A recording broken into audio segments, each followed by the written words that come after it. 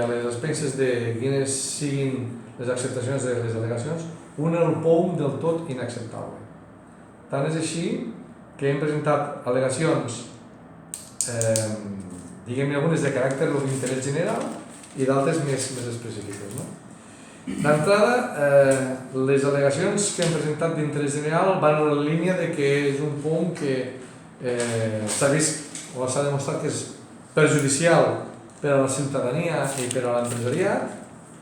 que s'ha demostrat que és allunyat a les necessitats reals i que, com diem a aquestes al·legacions, per tant, d'entrada, incompleix un principi bàsic essencial, i és que s'hauria d'adequar al pla territorial de Ponent, al Pla Territorial de Catalunya de Ponent, i no s'hi adequa, per tot això que estem dient, deixant a banda que continuï tenint també, per exemple, mancances importants des del punt de vista de continguts, des del punt de vista de contemplar la inclusió d'estudis i de plans, per exemple el pla de mobilitat, per exemple el pla del riu, l'ordenança del paisatge, que resulta que s'ha aprovat en paral·lel,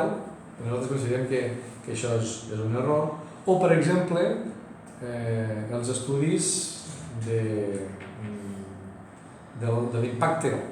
de la implantació de noves superfícies comercials a la ciutat de Lleida. Tampoc no s'ha tingut en compte, s'ha tirat pel dret.